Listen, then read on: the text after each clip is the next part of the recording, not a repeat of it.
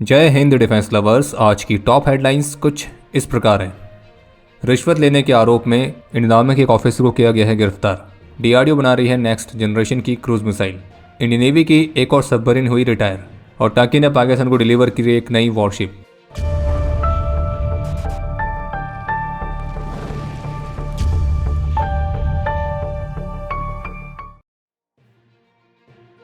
कल 20 दिसंबर को सीबीआई ने भारतीय रक्षा मंत्रालय के डिपार्टमेंट ऑफ डिफेंस प्रोडक्शन में posted lieutenant colonel Deepak Kumar Sharma और एक प्राइवेट पर्सन जिसका नाम है विनोद कुमार, तो उन्हें रिश्वतखोरी के मामले में गिरफ्तार किया है। और इस मामले पर सीबीआई की तरफ से जारी ऑफिशियल स्टेटमेंट के मुताबिक 19 दिसंबर 2025 को रिलायबल सोर्सेज से मिली इन्फॉर्मेशन के आधार पर ये जो केस है इसे तुरंत ही दर्ज किया गया था। और इसमें से जो लेफ्टिनेंट कर्नल दीपक कुमार शर्मा है, जो कि डिपार्टमेंट ऑफ डिफेंस प्रोडक्शन के इंटरनेशनल कॉर्पोरेशन ऑफ एक्सपोर्ट्स में डेप्यूटी प्लानिंग ऑफिसर थे। इनकी वाइफ कर्नल काजल बाली, जो कि राजस्थान श्रीगंगानगर में 16 इन्फेंट्री डिवीजन ऑर्डिनेंस यूनिट की सीईओ है और एक दुबई बेस्ड कंपनी, तो इनके खिलाफ क्रिमिनल कॉन्स्पिरेसी और ब्राइबरी जैसे मामलों में केस दर्ज किया गया है। और आरोप है कि जो लेफ्टिनेंट कर्नल दीपक कुमार शर्मा है तो ये करप्ट और इलीगल एक्टिविटीज में शामिल थे और डिफेंस प्रोडक्ट्स मैन्युफैक्चरिंग एक्सपोर्ट्स, तो इन सभी क्षेत्रों में डीलिंग करते समय कई अलग अलग प्राइवेट कंपनीज के रिप्रेजेंटेटिव्स के साथ भी क्रिमिनल कॉन्स्पिरेसी में शामिल थे और इन कंपनीज को फेवर प्रदान करने के बदले में वे रिश्वत ले रहे थे। इस मामले में 2 और नाम सामने आए हैं और इन पर भी आरोप है, जिसमें से एक का नाम है राजीव यादव और एक का नाम है रवजीत सिंह, जो कि इस मामले पर आरोपित कंपनी के साथ इंडिया ऑपरेशंस को देख रहे थे और जो कि बेंगलोर में बेस्ड हैं। और ये दोनों लेफ्टिनेंट कर्नल दीपक कुमार शर्मा के साथ रेगुलर कांटेक्ट में थे और उन्हें इस बात के लिए कन्विंस कर रहे थे कि वे गवर्नमेंट के अलग अलग डिपार्टमेंट्स और मिनिस्ट्रीज से उनकी कंपनी के लिए इलीगल तरीके से उनको फेवर्स प्रदान करें। और इसमें से जो विनोद कुमार है, जिसे कल लेफ्टिनेंट कर्नल दीपक कुमार शर्मा के साथ गिरफ्तार किया गया है, तो उसने लेफ्टिनेंट कर्नल दीपक कुमार शर्मा को 18 दिसंबर को उस कंपनी के बिहाफ में 3 लाख रुपए की रिश्वत दी थी। इस मामले के तहत श्रीगंगानगर, बेंगलुरु, जम्मू और अन्य जगहों पर सर्च भी कंडक्ट की गई है। लेफ्टिनेंट कर्नल दीपक कुमार शर्मा का दिल्ली में जो घर है, तो वहां से 3 लाख रुपए की जो रिश्वत वाली अमाउंट है वो तो रिकवर की गई है, साथ ही 2 करोड़ रुपए से अधिक का कैश भी वहां से मिला है। और श्रीगंगानगर में भी आरोपी के घर से 10 लाख रुपए का कैश बरामद किया गया है और इस कैश के अलावा कुछ और मटेरियल्स भी सीज किए गए हैं। और ऑफिशियल स्टेटमेंट के मुताबिक नई दिल्ली में लेफ्टिनेंट कर्नल दीपक कुमार शर्मा के ऑफिस प्रेमिसेस में भी सर्च जारी है और मामले की आगे की इन्वेस्टिगेशन चल रही है। इस मामले पर जो दुबई बेस्ड कंपनी का नाम भी सामने आया है, तो वो कंपनी कौन सी है, तो उसके नाम का खुलासा भी नहीं किया गया। और जबकि रक्षा मंत्रालय के सीनियर ऑफिशियल की तरफ से इस मामले पर जो स्टेटमेंट आई है उसमें उनके स्पष्ट रूप से कहना है कि इनके खिलाफ जो कार्रवाई है वो करप्शन के खिलाफ भारत सरकार की जीरो टॉलरेंस वाली पॉलिसी के अनुसार ही की जाएगी और इनकी गिरफ्तारी भ्रष्टाचार पर अंकुश लगाने के लिए सरकार के सक्रिय दृष्टिकोण को दर्शाती है, जिसके तहत लीगल और इंस्टीट्यूशनल फ्रेमवर्क का उपयोग किया जाता है।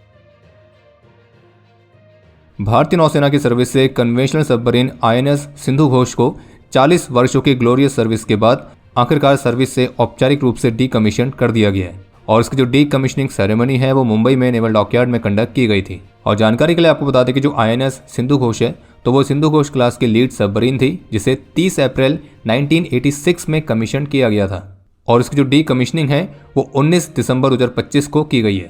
इसके अलावा एक अपडेट यह है कि 24 दिसंबर को श्रीहरिकोटा से भारतीय स्पेस एजेंसी इसरो अपने LVN-3 M6 मिशन को लॉन्च करेगी और इस मिशन में ब्लू बर्ड ब्लॉक 2 सैटेलाइट को लॉन्च किया जाएगा, जो कि US based AST space mobile के साथ कॉमर्शियल डील का हिस्सा है। और जो ये यूएस की blue bird block 2 satellite launch होनी है, तो ये एक नेक्स्ट जनरेशन की कम्युनिकेशन सैटेलाइट है जिसे वर्ल्ड वाइड स्मार्टफोन्स तक एक high speed cellular broadband provide करने के हिसाब से डिजाइन किया गया है और इसे कमर्शियल और गवर्नमेंट दोनों ही तरह के एप्लीकेशंस के लिए बनाया गया है। बांग्लादेश में कुछ जाहिलों ने सो कॉल्ड प्रोटेस्ट के नाम पर एक माइनॉरिटी हिंदू मैन के साथ जिस तरह की बर्बरता करके उनकी जान ली थी, तो हमें उम्मीद है कि इस इंसिडेंट के बारे में आप सभी को जानकारी होगी। तो अब बांग्लादेश में माइनॉरिटीज़ के खिलाफ इस तरह की जो अत्याचार हो रहे हैं, तो उस पर भारत ने भी अपनी चिंता व्यक्त करी है और भारतीय विदेश मंत्रालय ने बांग्लादेश को इस पर एक स्ट्रॉन्ग एक्शन लेने के लिए कहा है। विदेश मंत्रालय के प्रवक्ता का कहना था कि भारत बांग्लादेश में उत्पन्न हो रही स्थिति पर लगातार नजर रख रहा है और जो हमारे ऑफिशियल्स हैं वो बांग्लादेश के ऑफिशियल्स के साथ संपर्क में है और हमने माइनॉरिटीज़ पर हो रहे हमलों पर अपनी गहरी चिंता व्यक्त की है और साथ में ये भी कहा है कि जिस तरह से दीपू चंद्र दास के साथ जिस तरह की बर्बरता की गई थी, तो जिन्होंने भी ये करा है तो उनको न्याय के कटघरे में खड़ा किया जाए। इसके अलावा बांग्लादेश में जो इंडियन मिशंस के बाहर एंटी इंडिया प्रोटेस्ट चल रहे हैं, तो उस पर तो अभी तक बांग्लादेश में मोहम्मद यूनुस की नेतृत्व में जो उनकी इंटरिम गवर्नमेंट है, तो उनकी तरफ से एक भी ऑफिशियल स्टेटमेंट देखने को नहीं मिली है और वहाँ पर जो प्रोटेस्ट है वो लगातार जारी है। वहीं इसके विपरीत भारत में जो बांग्लादेश का मिशन है, तो उसके बाहर भी विरोध प्रदर्शन करने का प्रयास किया गया लेकिन भारत के सिक्योरिटी पर्सनल ने न केवल उस मिशन के बाहर बैरिकेड लगाए बल्कि उसको सुरक्षा भी प्रदान कर रखी है, जबकि बांग्लादेश में इसका बिल्कुल विपरीत हो रहा है। और भारत ने तो स्टेटमेंट जारी करके कहा है कि हम अपनी टेरिटरी में फॉरेन मिशंस और उनकी पोस्ट की सेफ्टी को सुनिश्चित करने के लिए पूरी तरह से प्रतिबद्ध हैं। और एक बड़ी बात यह है कि बांग्लादेश में माइनॉरिटी हिंदू मैन दीपो चंद्र दास के साथ इतनी बड़ी बर्बरता हुई, उसकी वीडियोस हर किसी ने देखी होंगी, लेकिन अभी भी ये so called human right activist गायब हैं। तो उनकी तरफ से ऐसा कुछ भी देखने को नहीं मिल रहा है।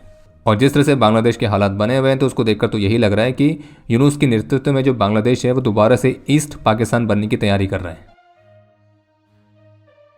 संभावित आतंकी हमले के इनपुट्स के बाद से जम्मू कश्मीर में जो सिक्योरिटी को बढ़ाया गया था, तो अब इस मामले पर एक नया अपडेट सामने आया है, जिसमें ऑफिशियल्स के हवाले से बताया गया है कि जम्मू कश्मीर के उधमपुर डिस्ट्रिक्ट में सिक्योरिटी फोर्सेस ने एक गांव में सर्च ऑपरेशन लॉन्च किया है, क्योंकि ऐसी जानकारी मिली थी कि जंगल वाले एरिया से भागने के बाद यहाँ के एक घर से आतंकियों ने खाना लिया था, तो इसलिए एक जॉइंट सर्च ऑपरेशन जारी है। और जो इंटेलिजेंस इनपुट्स है उनके मुताबिक 2 अनआइडेंटिफाइड आतंकियों ने शाम को करीब 6:30 बजे खाना लेने के लिए गाँव के घर को विजिट किया था। इसके अलावा एक अपडेट ये सामने आया है कि डीआरडीओ भारतीय वायुसेना के लिए नेक्स्ट जनरेशन की क्रूज मिसाइल को विकसित करने पर काम कर रही है, जिसमें एक ट्रेडिशनल क्रूज मिसाइल को लॉयटरिंग म्यूनिशन कैपेबिलिटी के साथ कंबाइन किया जाएगा और इसकी रेंज लगभग 250 किलोमीटर तक रह सकती है। और इसकी सबसे खास बात यह होगी कि इसको इस्तेमाल करने से जो कोलैटरल डैमेज के चांसेस हैं वो सबसे कम रहेंगे, क्योंकि ये मिसाइल टारगेट को वेरीफाई करने के बाद ही उस पर स्ट्राइक करेगी और ये अपने साथ कम से कम 50 किलोग्राम तक के वॉरहेड को कैरी करने में सक्षम हो सकती है।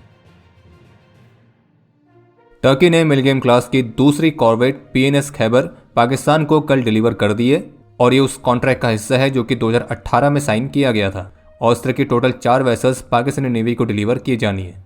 और टर्की की तरफ से कहा गया कि वो पाकिस्तान के लिए और भी वॉरशिप्स को डिलीवर करेगा, जिसमें जून 2026 के अंत तक पीएनएस बसीर और 2027 के पहले क्वार्टर तक पीएनएस तारिक तो ये डिलीवर की जाएंगी। और इस दूसरी कॉर्वेट की हैंडओवर सेरेमनी के दौरान टर्की के प्रेसिडेंट का ये कहना था कि पाकिस्तान के साथ जो उनके टाइज हैं वो अनंत काल तक जारी रहेंगे। हालांकि वो बात अलग है कि पाकिस्तान अनंत काल तक नहीं रहेगा। बाकी इसके अलावा एक अपडेट यह है जिसमें रशियन एक्सपर्ट की तरफ से क्लेम किया गया है कि जो रशिया का S-500 एयर डिफेंस सिस्टम है तो वो नेटो की भविष्य के हाइपरसोनिक मिसाइल्स को भी इंटरसेप्ट करने में सक्षम है। और रशिया के जो पोटेंशियल एडवर्सरीज है उनके पास वर्तमान समय में S-500 के जैसा सिस्टम नहीं है। और अब समय है आज के इतिहास का। आज के दिन 2018 में जम्मू कश्मीर के कुपवाड़ा में अपने अदम्य साहस और वीरता का परिचय देते हुए सूबेदार जी बहादुर थापा और सूबेदार रमन थापा ने अपना सर्वोच्च बलिदान दिया था। आज के दिन 1990 में जम्मू कश्मीर में ही ऑपरेशन के दौरान सिपाही विक्रमा सिंह वीर गति को प्राप्त हुए थे और इन्हें मरणोपरांत सेना मेडल से सम्मानित किया गया।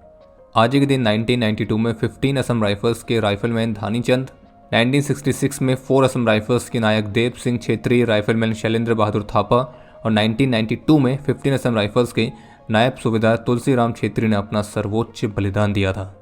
और आपके लिए आज का प्रश्न है कि असम राइफल्स का प्राइमरी रोल क्या है। और अब समय है आज के टॉप 3 कमेंट्स का, जो ये रहे आपकी स्क्रीन पर।